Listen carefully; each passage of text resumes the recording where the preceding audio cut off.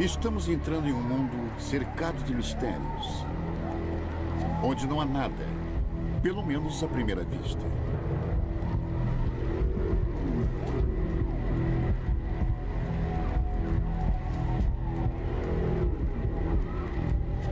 É um mundo sagrado onde um jogo está sendo jogado.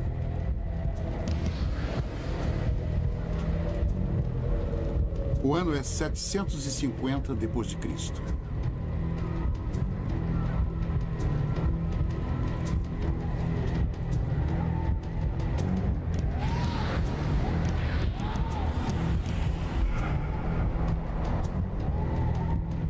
Não sabemos as regras ou quantos jogavam. Mas não era um jogo comum. Era jogado em nome da vida.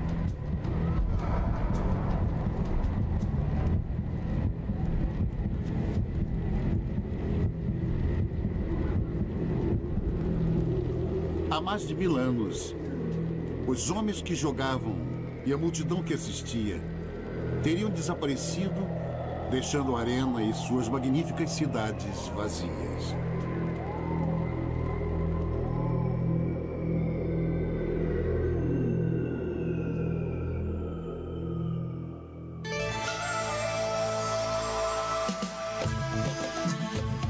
Maia, Sangue de Reis.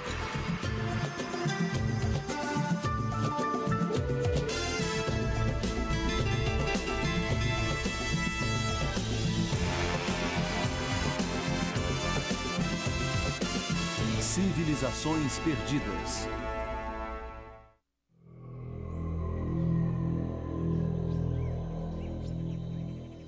Eles eram chamados de Maias. Construíram a maior civilização das Américas. Quando a Europa ainda estava na Idade Média, eles produziam artistas e cientistas cujas descobertas ainda surpreendem. Enquanto Londres era apenas uma cidade com barracos de madeira e ruas imundas, os maias estavam construindo cidades monumentais de pedra no coração das florestas úmidas da América Central. E esta é a maior de todas, Tikal. Uma próspera metrópole de 40 mil pessoas que atingiu seu pico por volta de 750 depois de Cristo e consistia numa área do tamanho de Manhattan.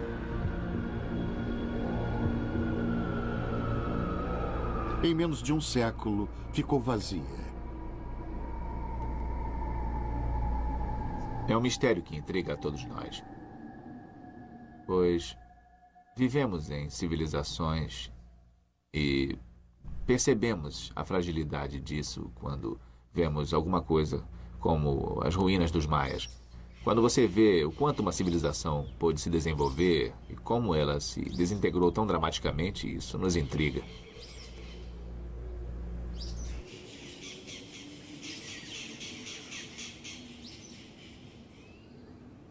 Diferente de tantas outras civilizações, os maias não morreram de fome nem por exércitos inimigos ou de uma doença terrível.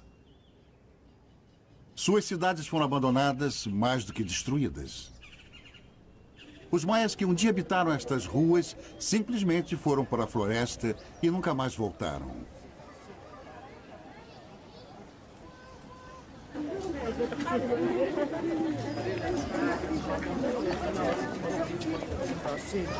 Hoje, descendentes de maias ainda vivem na terra de seus ancestrais. Embora o império não mais exista. Mas por quê?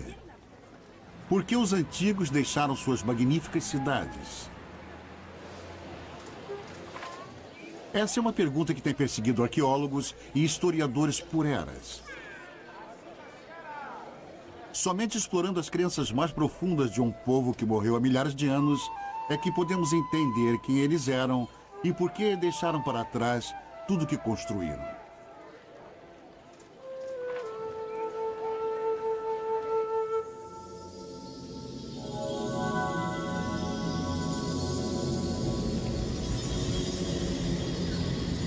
O caminho é difícil, mas pistas ainda podem ser encontradas. Pistas ocultas em enormes pirâmides de pedra. Pistas escritas em hieróglifos cujos segredos quase se perderam para sempre. Pistas contidas nas antigas histórias de poderosos reis e deuses perigosos, num mundo marcado por rituais e sustentado com sacrifícios de sangue. Histórias ainda passadas de pai para filho, descendentes de um império que sumiu há muito tempo.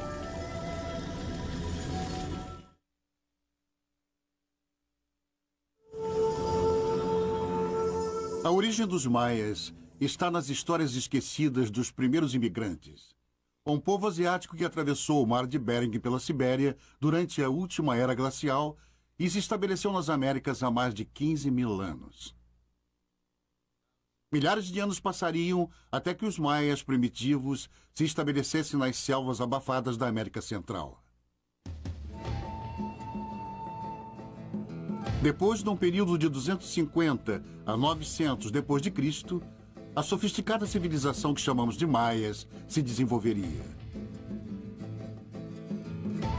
Centenas de cidades foram construídas. O vasto território que hoje compreende o sul do México, Belize, Guatemala e Honduras se tornou o Império dos Maias. Eles evoluíram por mais de 6 séculos e depois acabaram. Todo o império. Os maias simplesmente desapareceram.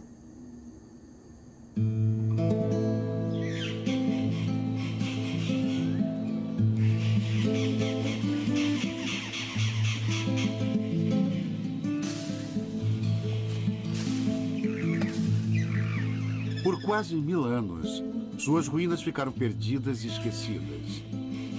E foi assim até o século XIX, quando o mundo redescobriu os maias em 1839. O escritor viajante John Lloyd Stephens e o ilustrador Frederick Cartwright exploraram as selvas da Guatemala.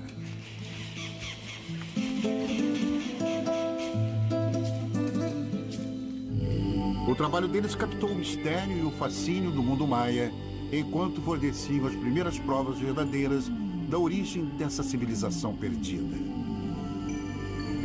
Exploradores anteriores a eles supunham que os maias fossem descendentes dos gregos, uma tribo perdida do Egito ou até mesmo fugitivos da mitológica Atlântida. Mas estes homens pensavam diferente. A menos que eu me engane, temos uma dedução bem melhor do que esta de relacionar os construtores destas cidades com os egípcios ou qualquer outro povo. É o espetáculo de um povo dominando o desenvolvimento e a cultura. John Lloyd Stephens, 1840.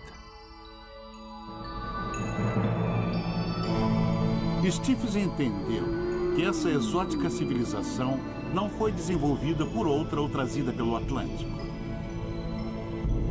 Os maias, ele dizia, eram únicos. Suas teorias foram um ponto de partida e deram início a uma nova era de exploração. Aventureiros e curiosos vieram do mundo todo. Um explorador quase 2 toneladas de bagagem e só havia uma maneira de carregá-la.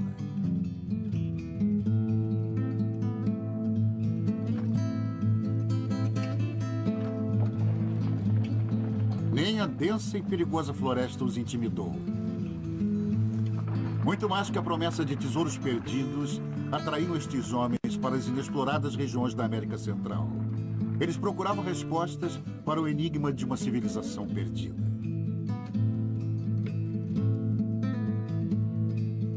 Acharam tesouros em abundância. Porém, o conhecimento sobre os antigos maias continuou indefinível.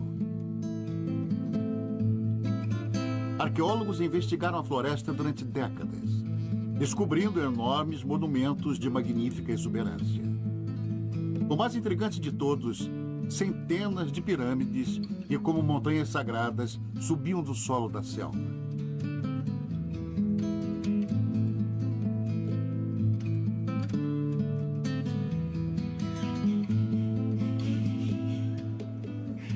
Mas o propósito dessas pirâmides ainda permanece um mistério. Então, em 1957, tudo mudaria.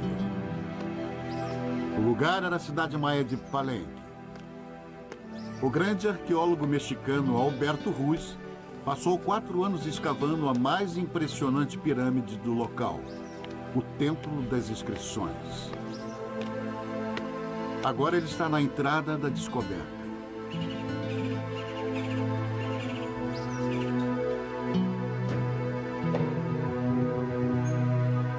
Eu entrei na misteriosa câmara com uma estranha sensação natural de estar entrando ali pela primeira vez em milhares de anos. Eu queria voltar no tempo e ouvir o som das últimas vozes humanas nessas abóbadas enormes. Através do impenetrável véu do tempo, eu procurava o elo impossível entre a vida deles e a nossa.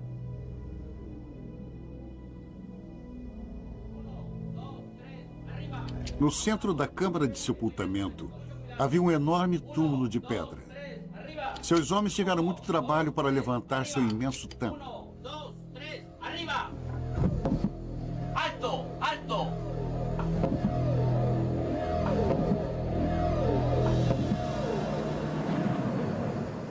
Eu estava cara a cara com aquele para quem todo aquele incrível trabalho, a cripta, a escadaria, a grande pirâmide com o seu templo coroado, havia sido construído.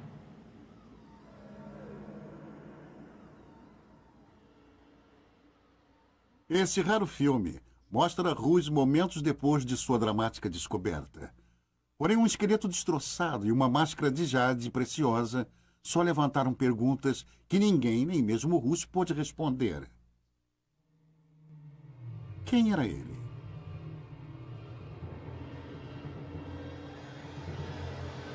O que aconteceu em sua vida para que sua morte merecesse tamanha cerimônia?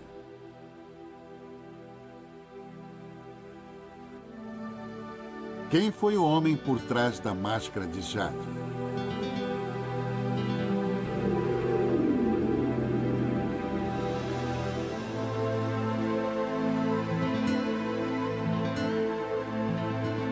Os maias deixaram pistas, mas elas são misteriosas, enigmáticas e confusas.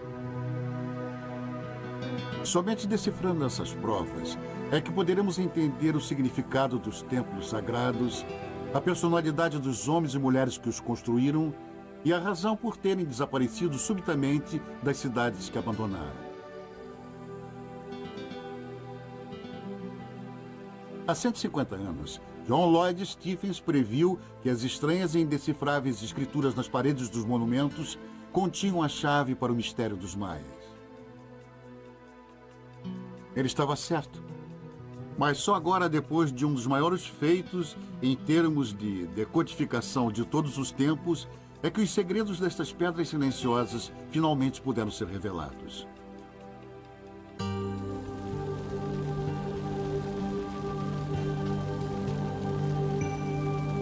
O mundo sagrado dos maias jamais poderia ter sido um mistério. Eles deixaram, além de tudo, uma abundância de registros. Um sistema de escrita independente. Incrivelmente, um dos 5 únicos produzidos na história do mundo.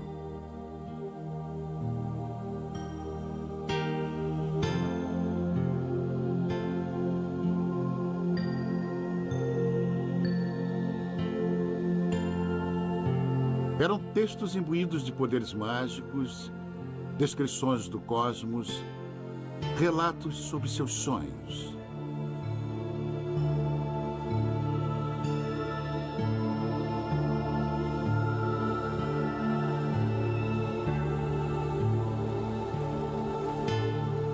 Os lindos e frágeis documentos foram com certeza uma memorável descoberta. Uma linguagem escrita única e totalmente original, tão magnífica quanto os hieróglifos do Antigo Egito. Eles deram origem à primeira linguagem escrita do Novo Mundo.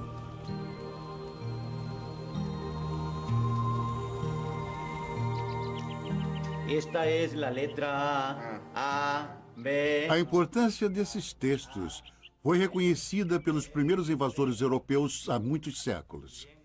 Em 1562, um sacerdote católico chamado Diego de Landa convenceu um dos últimos sobreviventes maias a traduzir seu alfabeto para o espanhol. Landa queria trazer o cristianismo para os maias.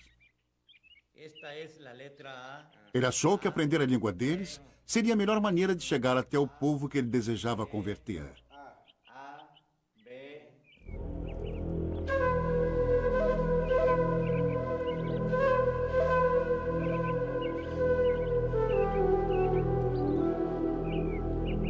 Landa dedicou sua vida a entender e salvar as almas dos maias. Mas ainda assim sua memória não foi respeitada. Na verdade, ela é insultada. Landa era louco, eu acho. Talvez até tenha sido morto quando descobriu que as pessoas que ele acreditava ter convertido ao cristianismo e as viu continuar praticando os seus rituais pagãos, ele enlouqueceu, ficou completamente louco. Ele começou a tentar destruir qualquer vestígio da antiga religião, qualquer um. Para que presencieis la destrucción de este libro diabólico.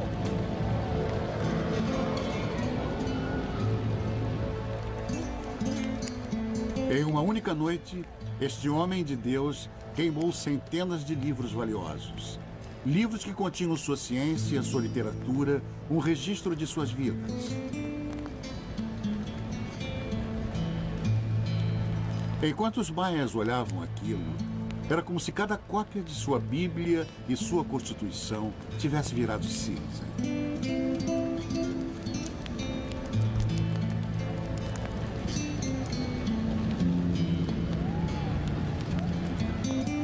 Durante a conquista espanhola, milhares de outros textos foram queimados.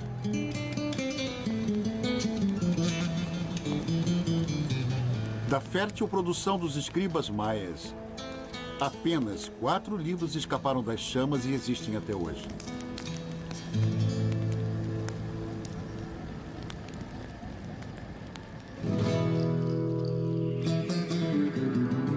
Mas restaram os 4. E a partir dessas provas escassas, surgiram percepções notáveis sobre a antiga cultura maia. A princípio, somente sua matemática sofisticada foi decifrada. A matemática maia estava estritamente ligada a um complexo sistema astronômico. Suas observações detalhadas do céu noturno eram registradas com espantosa precisão.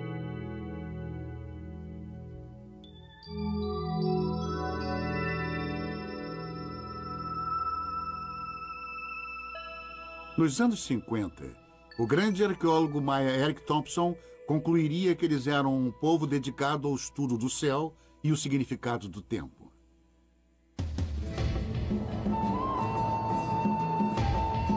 Milhares de anos antes do primeiro computador, eles registravam eventos celestiais de 500 milhão de anos antes.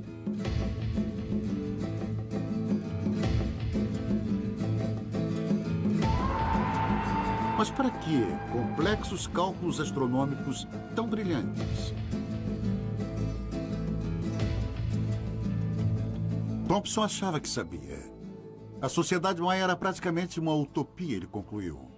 Um povo pacífico que cultuava o tempo. Um mundo regido por sacerdotes serenos e guardiões do tempo. Um lugar com observadores sagrados destinados ao rastreamento dos astros. Nos maias, Thompson viu um mundo idealizado de crenças e grande conhecimento. Sua visão era tão apelativa quanto imperfeita. Claro, as provas estavam por toda parte. Os maias construíram pirâmides que eram calendários gigantes de pedra e relógios solares. El Castillo, a grande pirâmide de Chichén Itzá, tem 365 degraus e plataformas para marcar os dias do ano. Seu alinhamento e forma eram tão precisos que uma vez a cada ano eles lançavam uma sombra que indicava o equinócio da primavera.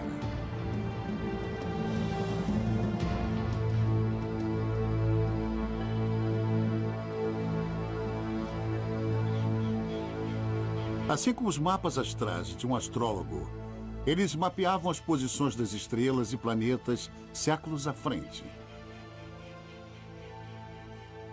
O calendário maia era diferente de qualquer outro. Essas grandes engrenagens ilustravam seu conceito sobre o tempo. Os hieróglifos na roda maior marcam os 365 dias do ano solar.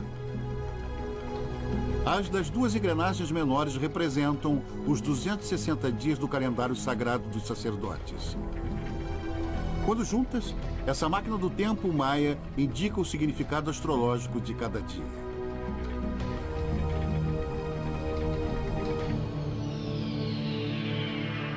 Usando este calendário, os sacerdotes maias previam o dia e local exatos dos eclipses solares. Para o maia comum, era como se seus governantes pudessem controlar o espantoso poder dos céus.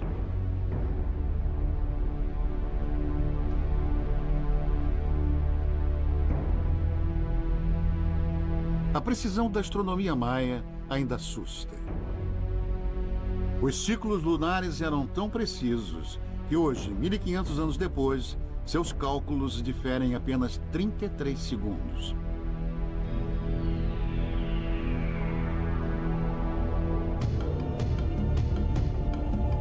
Até mesmo o momento da criação dos maias, há cerca de 5.000 anos, está marcado no calendário sagrado.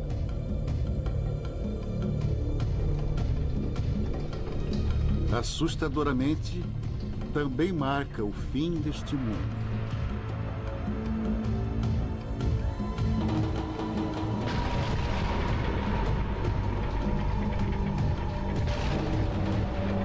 De acordo com o calendário maia, este ciclo da criação deixaria de existir precisamente em 4 Ahu 3 Quenquem.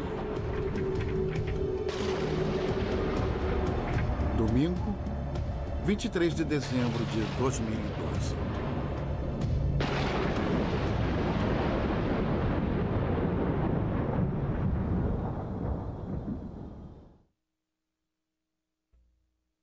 Senhor, Nas montanhas da Guatemala, os poucos xamãs maias e seus últimos sacerdotes de calendário ainda calculam a passagem do tempo baseado nas fórmulas antigas.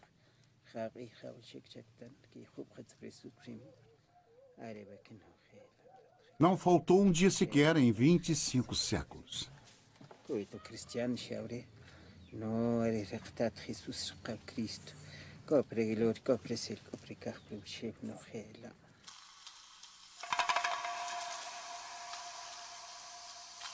Os textos maias revelam um mundo oculto de sua matemática e astronomia.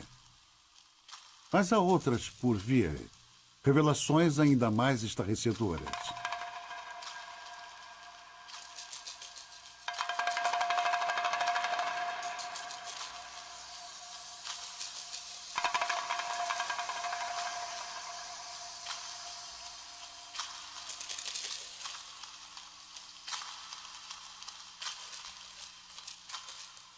Justin Kerr é um fotógrafo que descobriu uma forma de tirar fotos dos vasos maias enquanto eles giram na frente da câmera, mostrando a imagem do vaso de forma ininterrupta.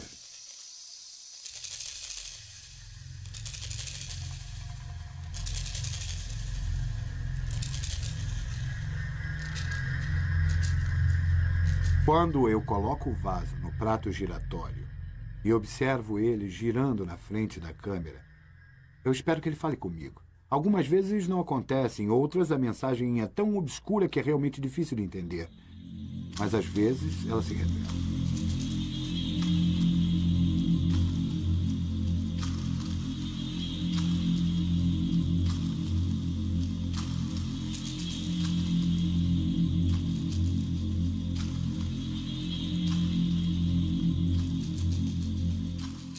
E essas revelações criaram novas concepções sobre os antigos maias.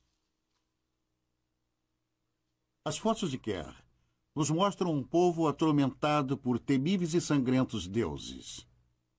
Outro mundo, o inferno que os maias chamavam de Xibalba. Alguns deles eram muito assustadores. O deus da decapitação, por exemplo, é um esqueleto. Com frequência, está segurando uma cabeça decapitada, segura pelos cabelos ou em suas mãos.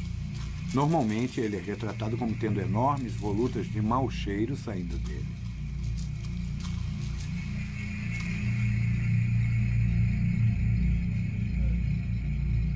Para os maias, o outro mundo era um local sinistro. Mas para nós, muitos dos rituais e costumes da vida diária deles eram bizarros. Os crânios das crianças eram deliberadamente deformados para que a testa ficasse achatada, como os maias tanto apreciavam.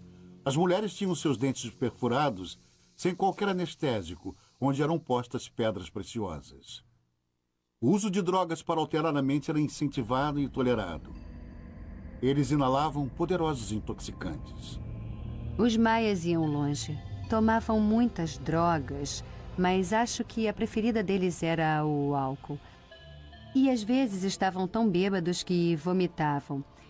Eles usavam como uma lavagem intestinal, que pode ser muito intensa, até com um efeito mais intoxicante, o balti, ou um tipo de líquido fermentado. Isso era usado como lavagem intestinal e eles ficavam muito bêbados.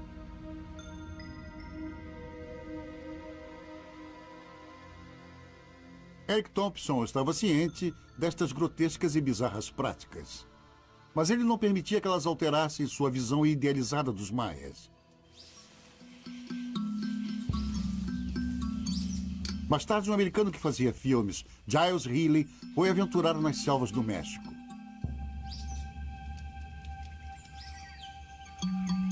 Em 1946, Healy foi levado a uma ruína secreta por um índio lacandon chamado Chambur. Lá ele fez uma descoberta que revelaria uma verdade primitiva e alteraria para sempre a visão utópica do mundo dos maias antigos.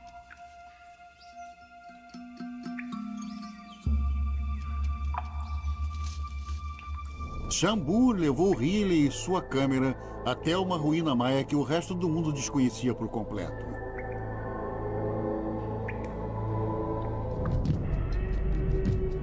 Era uma pintura dos maias que até aquele momento parecia inimaginável.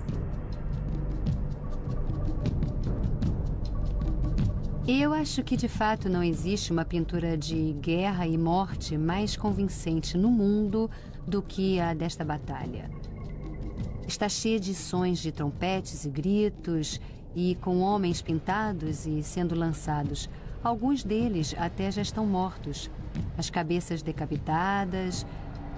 Aqui tem pedaços de carne, e o ponto-chave é bem ali no canto da pintura, onde esse homem retira as unhas de seu escravo e a face dele está desfalecendo.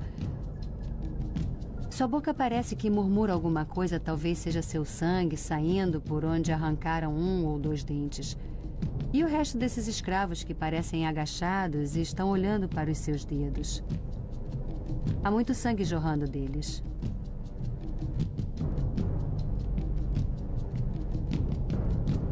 Essa foi uma imagem dos maias que nem Eric Thompson e nem o mundo aceitaria facilmente. Até mesmo essas cenas chocantes não mudaram de imediato o conceito idealizado dos maias pacíficos. Era como um pai que não nota um defeito óbvio de um filho.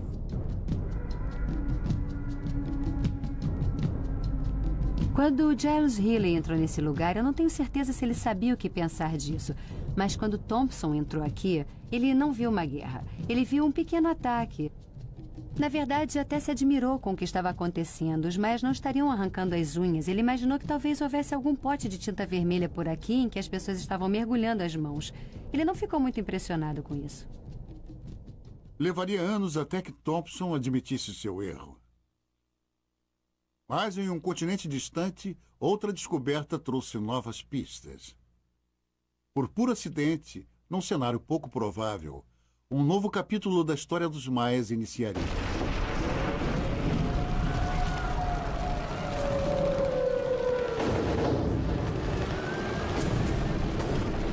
Maio de 1945.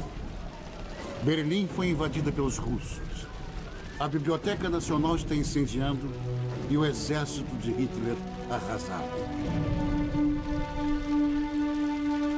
De milhares de livros em chamas, um oficial soviético apanhou uma lembrança qualquer das chamas.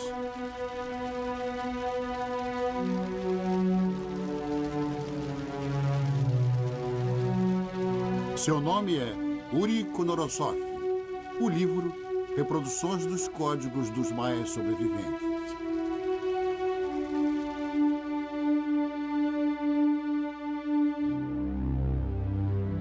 Konorosov se entregou aos estudos dos maias e ao alfabeto que o bispo Landa tentou transcrever. Sua grande descoberta foi perceber que os hieróglifos maias eram muito mais do que um simples sistema de sinais numéricos. Seu trabalho foi engrandecido pela também russa Tatiana Poskoryokov, uma ótima ilustradora e arqueóloga. Sua visão aguçada detectou padrões nas datas esculpidas nas pedras. Onde outros só viram números e sinais, Tatiana viu a história inteira de vidas humanas. Nascimento, morte. Baseados em suas descobertas, os decodificadores começaram a trabalhar. Começaram a ler os entalhes nas paredes do templo como lápides num cemitério. Muito mais do que meros calendários, as imagens celebravam os reinados e reis e rainhas.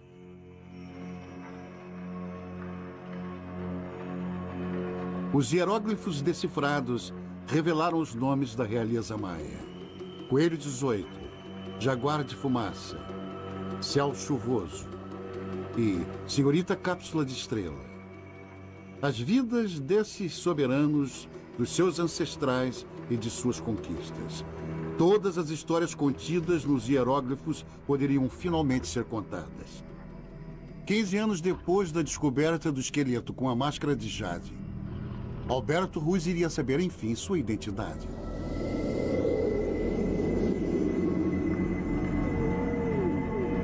Ele foi Lorde Pakal, rei da cidade-estado de Palenque.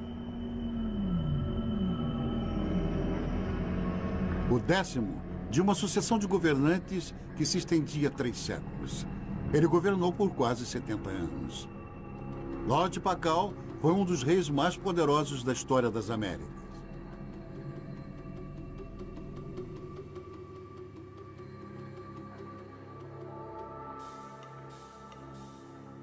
Eles eram monarcas que comandavam grandes cidades, vastas populações e territórios enormes.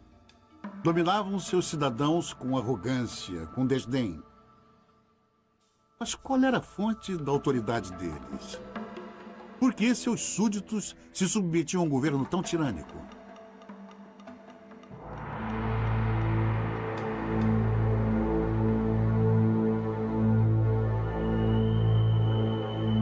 Nós continuamos a procurar a fonte básica do poder dos reis, pesquisando o poder militar, político e econômico em grande escala.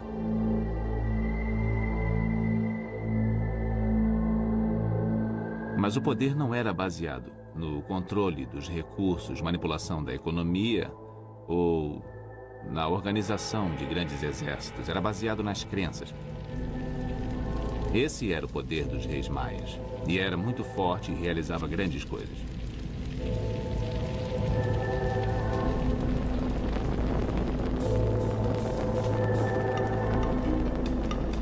O poder dos reis maias. Para entendê-lo, precisamos seguir uma trilha de sangue. Uma faca feita da espinha de uma arraia. Uma corda de espinhos.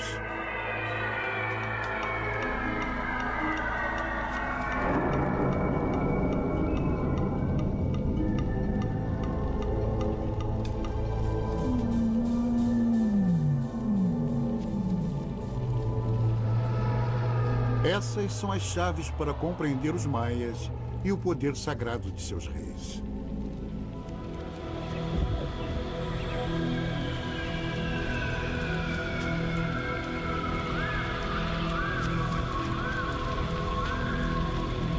Cada passagem de cada templo maia é um portal para o outro mundo.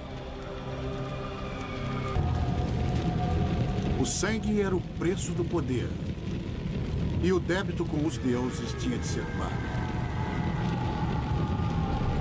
Mitos e símbolos não bastavam.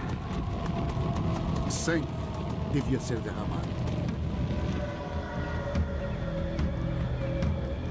E sangue real, tirado da sua língua e dos genitais da rainha e do próprio rei, ressaltando para sempre aquele sacrifício dos deuses pela vida do homem.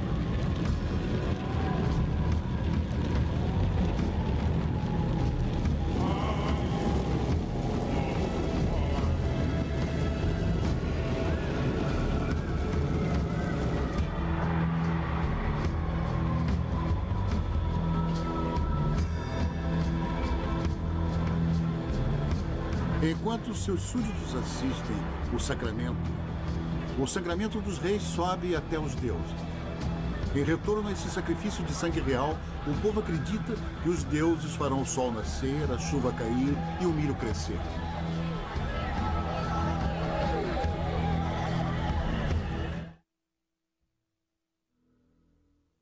Para a historiadora de arte Linda Chile, esses rituais macabros de derramamento de sangue são a chave para entender os maias.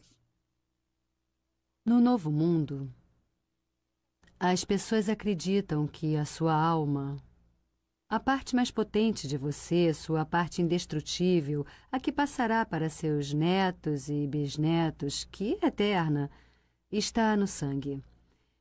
Então, se você deseja oferecer o que há de mais poderoso e precioso, você dá o seu sangue.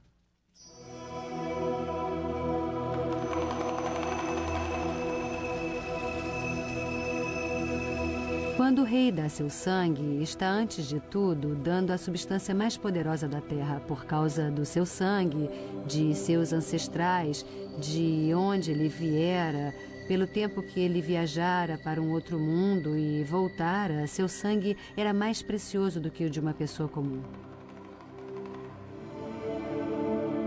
Lembre-se de que os reis tinham que fazer o ritual de tirar sangue da genitália e autodilaceração com frequência, para que mostrassem sua honestidade. Bom, eu acho que se tivéssemos que fazer esses rituais da genitália com os políticos de hoje, eles diminuiriam bastante e seria uma ótima maneira de descobrir os políticos honestos.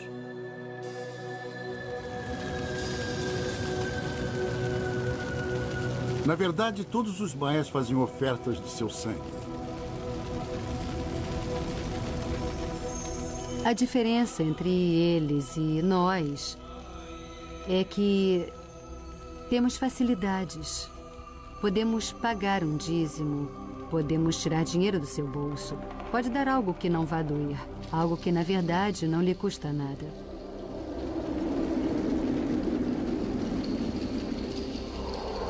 Os maias não deixam você substituir o sacrifício.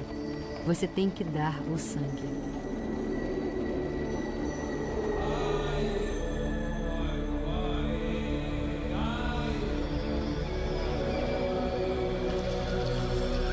E havia outras oferendas até mais sangrentas. Crânios celebravam prisioneiros de guerra sacrificados para garantir a continuidade do mundo maia.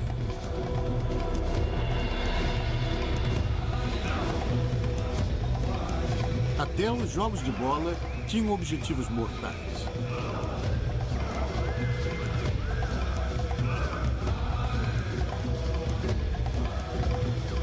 A disputa, na verdade, não era bem um jogo. Os perdedores eram sacrificados aos deuses.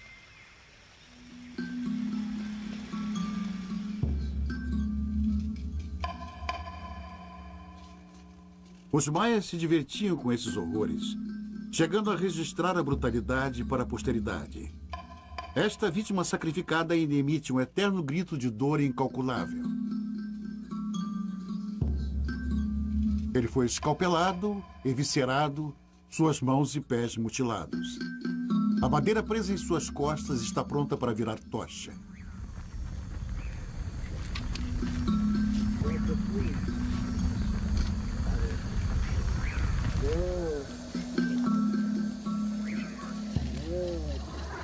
Hoje, xamãs maias ainda praticam sacrifícios de sangue.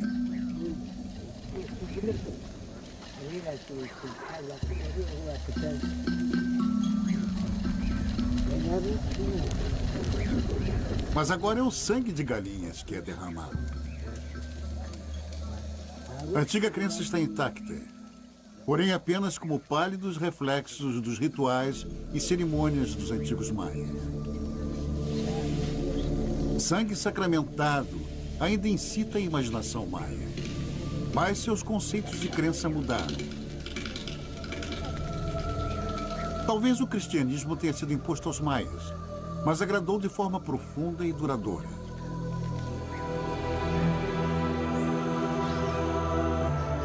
O conceito cristão do rei divino que derramou seu sangue pela humanidade fazia total sentido para eles.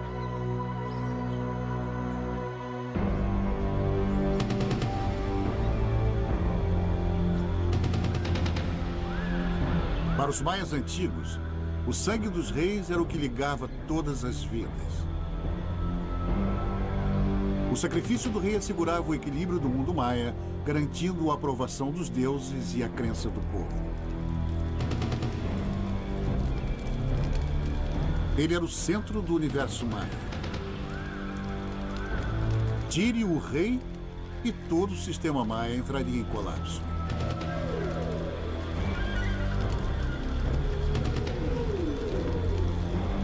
Para Arthur Demarest, a crise dos antigos maias começou quando eles perderam a fé em seus reis. A fonte do poder é este ritual, a exibição, a cerimônia, o local, o encanto. E quando ocorrem problemas reais, uma derrota militar entre cidades, isso pode abalar de uma maneira que não deveria ser. A autoridade é baseada na fé no rei. E a falha é inaceitável. Se ele é mesmo um rei santo e pode manipular as forças do universo, então uma falha corrói todo o sistema e não há como consertar.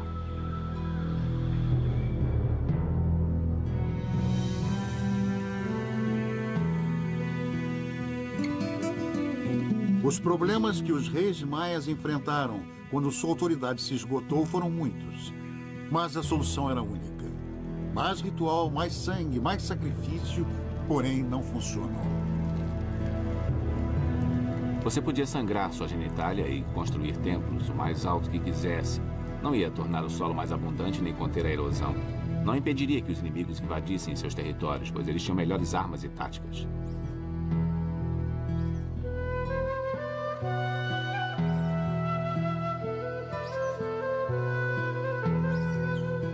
E eventualmente houve derrotas na guerra, cidades superpovoadas, fracasso nas colheitas, e o rei era o responsável. Se o sangue real mantinha um mundo unido, quando o mundo se desintegrou, foi o sangue do rei que não foi suficiente.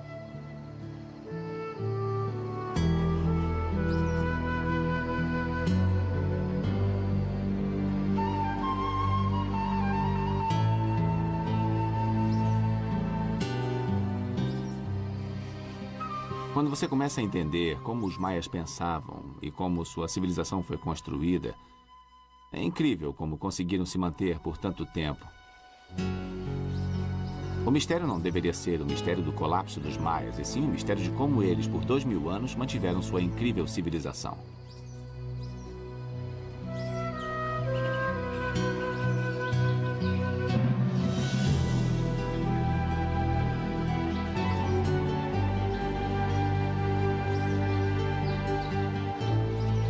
Os maias ergueram pedra por pedra na floresta.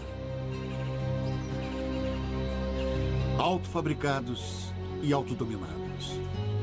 Únicos e totalmente originais em todo o mundo.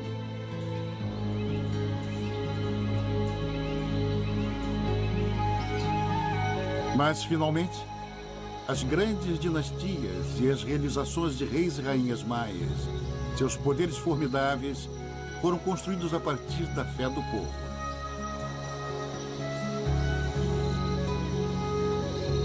E quando a plantação não foi suficiente e inimigos prevaleceram, as pessoas deixaram de acreditar. E quando o povo perdeu a fé, os governantes perderam o poder. E quando o poder acabou, os maias abandonaram suas cidades. E a selva recuperou suas pedras.